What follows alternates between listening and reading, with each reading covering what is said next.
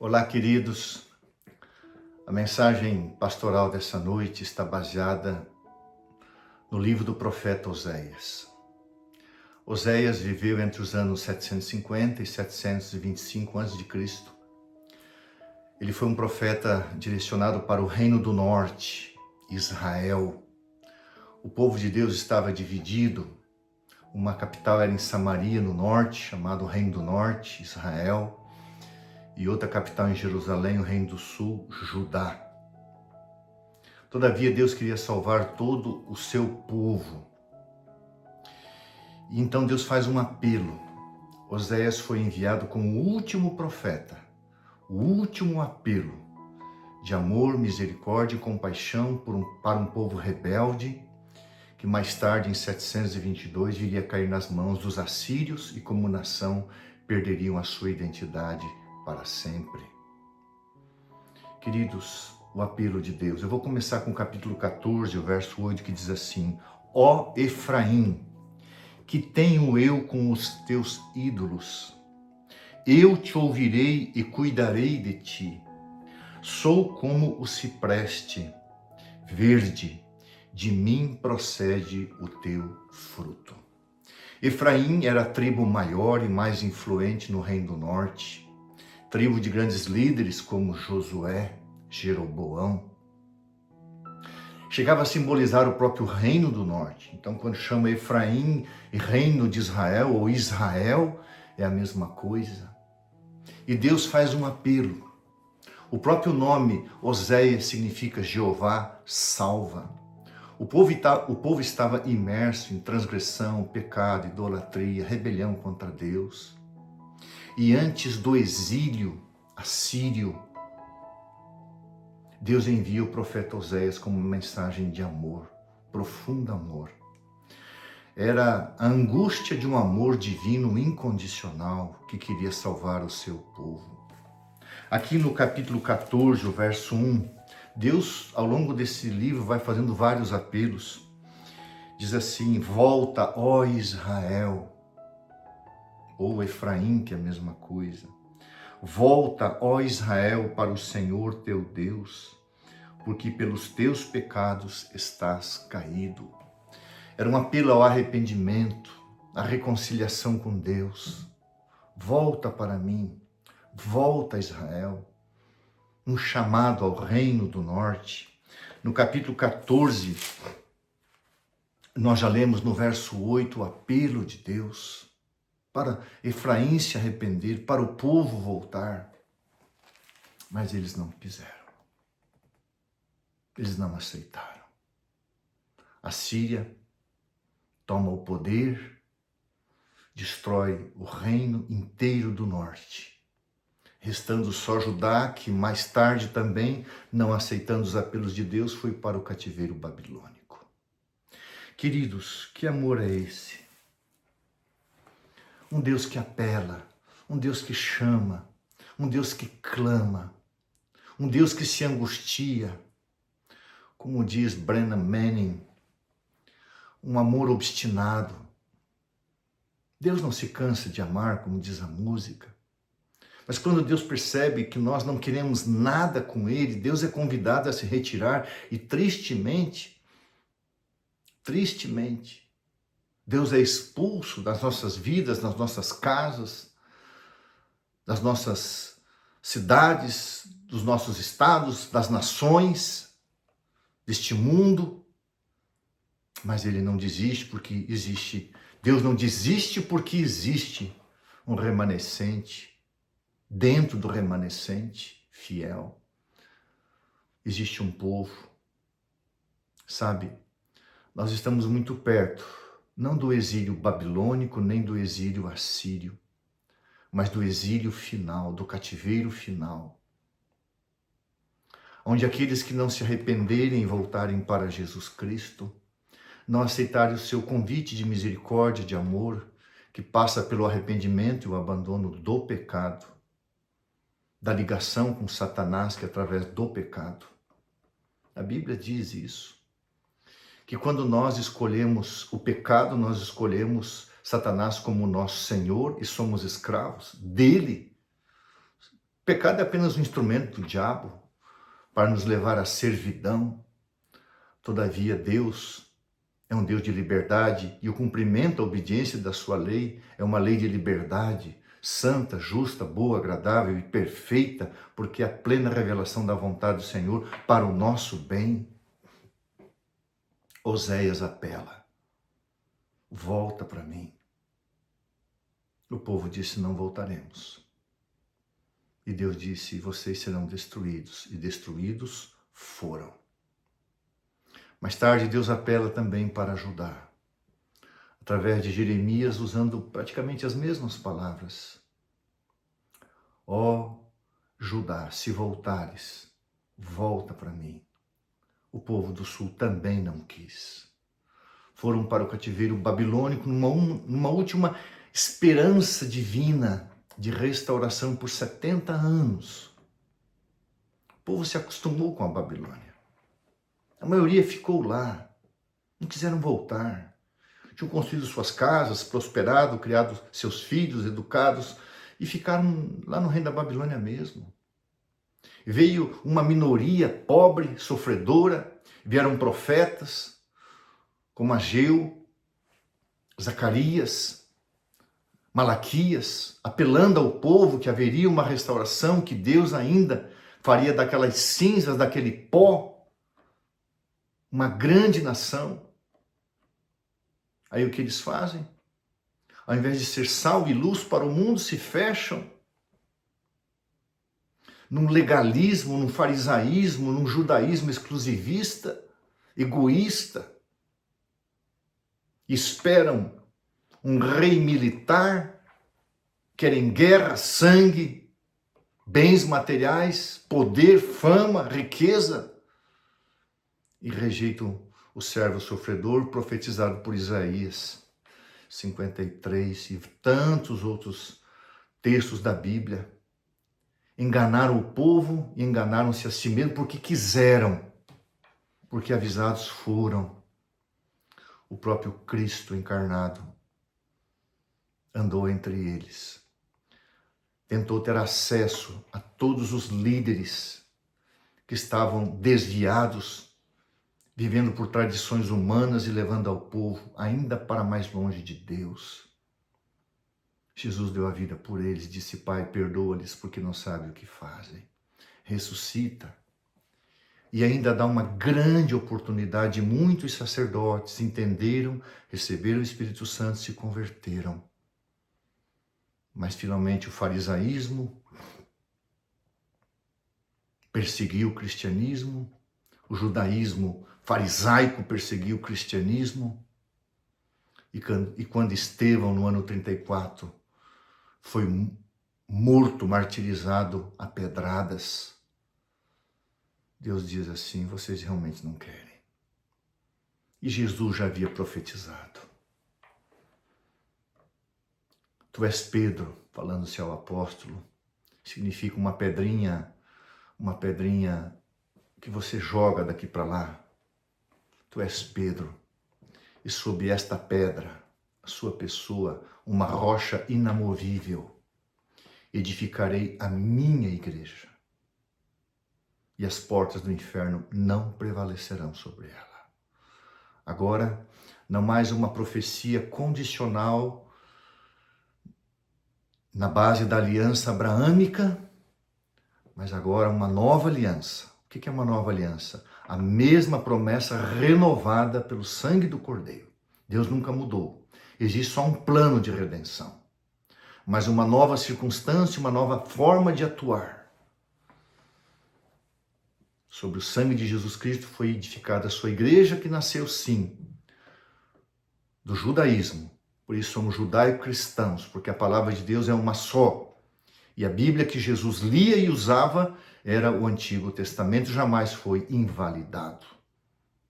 Ele cumpriu exatamente a lei de Deus, como ela deve ser honrada e cumprida, jamais omitiu um i ou um tio, mas ensinou o lugar do Santo Sábado, um dia de cura, de restauração, de descanso, paz e esperança, um presente para a humanidade.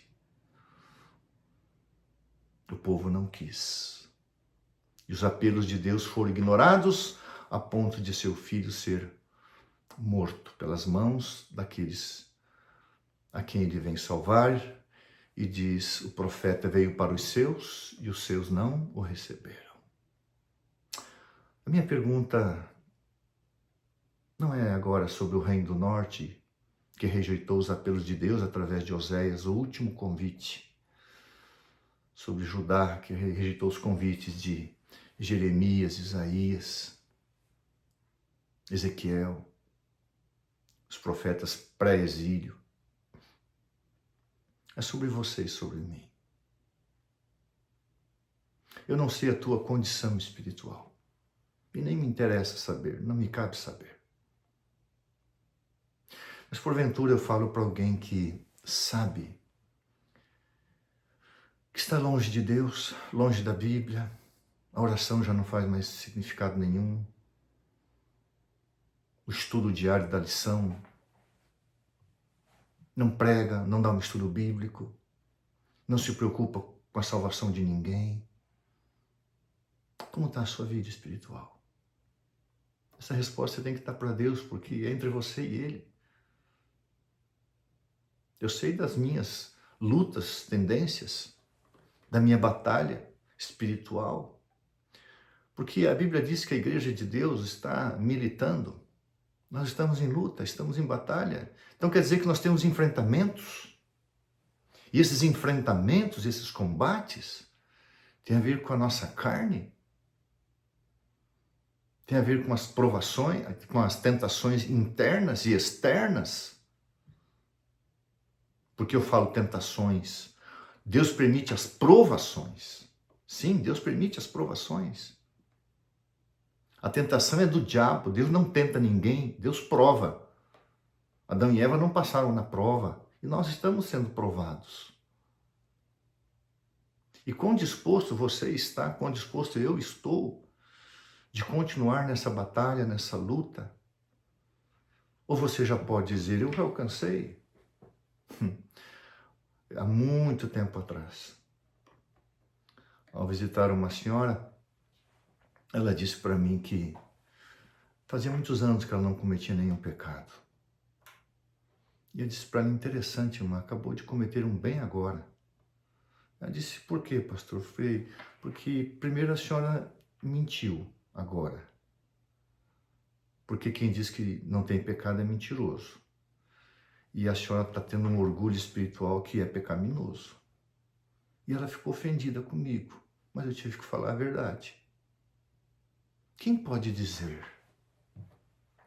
Todos nós temos provações, lutas, tristezas, alegrias, vitórias. Mas, queridos, os apelos de Deus continuam. O Espírito Santo fala, insiste. Jesus bate a porta. E ele diz, buscar-me-eis e me achareis quando me buscar de todo o meu coração.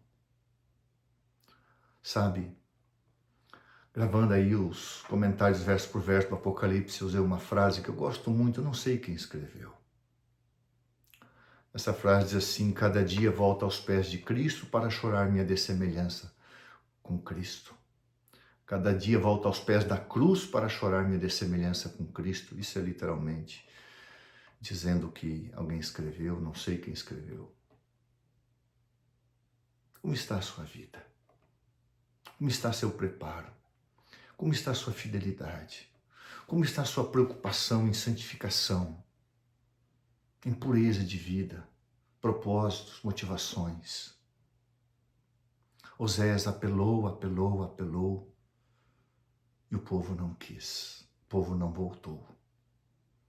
Expulso do norte foi Deus, e quando Deus é expulso, a casa não fica vazia. Vieram os inimigos, os assírios, e a nação foi consumida e destruída. Alguns anos depois, o mesmo acontece com o reino do sul, Judá. Deus é convidado a retirar-se, a casa não fica vazia, e vem a Babilônia e o povo vai para o exílio. E Jesus tenta mais uma vez, insiste mais uma vez. Sabe, eu fico pensando até onde irá a longanimidade de Deus com este mundo. Quanto Deus tem esperado, suportado, trabalhado incessantemente. O Espírito Santo, os anjos, Deus Pai, Deus Filho, todo o céu trabalhando pela tua e pela minha eterna redenção. E muitos despreparados, perdidos dentro da igreja, perdidos dentro de casa. Você sabe que a parábola do filho pródigo, o estudo da parábola do filho pródigo, aqui é só uma explicação bem rápida. Aquela parábola ali se refere a Israel. Israel era aquele irmão legalista que tinha ficado em casa.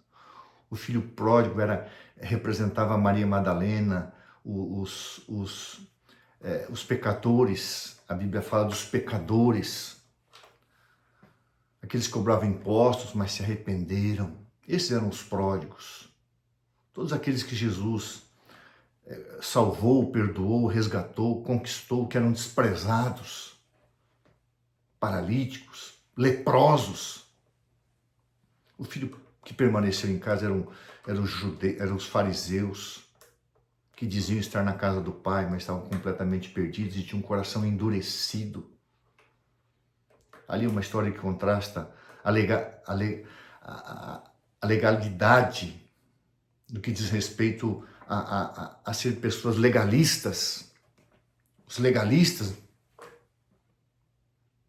os fariseus, os judeus que não quiseram arrependimento, não, estamos dentro da casa do Pai, nunca fizemos coisa errada. Mas e a ovelha perdida? O filho pródigo que estava para voltar, eles não queriam receber, não queriam essa festa. E essa é a explicação da parábola do filho pródigo. Não é uma historinha, como diz um amigo meu, de um adolescente apaixonado. É a história de um Deus que queria salvar uma nação e ela não quis. Mas ele recebeu os pródigos, prostitutas, ladrões, leprosos, paralíticos, endemoniados. Estamos muito perto de tudo terminar. Não será a Babilônia que invadirá Judá, não será a Síria que invadirá o reino do norte. Jesus entrará na esfera e na atmosfera humana, virá como Rei dos Reis e Senhor dos Senhores, para levar seu povo arrependido e que voltou para o seu colo, e ele levará para o seio do Pai. E como diz Apocalipse, de lá jamais sairemos. O que você quer? Eu não quero ser um Judá, eu não quero ser um Efraim. Eu quero ser um Pedro arrependido. Eu quero ser um Paulo completamente entregue nas mãos de Jesus. Eu quero servir o Senhor e me preparar devidamente para encontrar em glória e majestade. Porque o meu reino não é Efraim, meu reino não é Judá, meu reino não é este mundo. Meu reino está por vir e está chegando e chegará. O meu rei virá e com ele eu irei para sempre e eternamente. Eu tenho certeza que você quer isso também. Que o Senhor te abençoe com a pessoa do Espírito Santo. Vamos orar? Senhor, nosso Deus e Pai, enquanto gravava esta mensagem pastoral, ouvia lá fora o gotejamento de uma chuva que estava terminando. E eu clamo a Ti, ó Deus, pelo chuveiro, o aguaceiro do Espírito Santo sobre a vida de cada pessoa que está ouvindo este vídeo e sobre mim também. Se estamos longe, se alguém está longe, que volte, Senhor. Se alguém está perto, que se aproxime ainda mais e diga como a Tua filha, mais de Deus, mais de Deus, mais de Deus, mais de Cristo quero ser. Mais de Cristo, mais semelhante, mais entrega, mais renúncia, mais abnegação, mais pureza, mais santidade, mais amor, mais das coisas invisíveis e menos das coisas visíveis e perecíveis. Que cada filho, cada filha que ouviu essa mensagem seja tocada pelo poder do Espírito Santo. E se alguém ouviu porque precisa voltar, ó Deus, que essa pessoa seja humilde de coração para entender que ainda dá tempo, mas que o tempo está terminando. Volta, Senhor, volta, por favor, em nossos dias. Ora vem, Senhor Jesus. Eu quero isso para mim, para os teus filhos e filhas que ouvem esta oração e eu faço amparada em nome de Jesus. Amém. Que Jesus te abençoe e te guarde debaixo do Espírito Santo. Até a próxima mensagem pastoral. Um grande abraço. Deus te abençoe.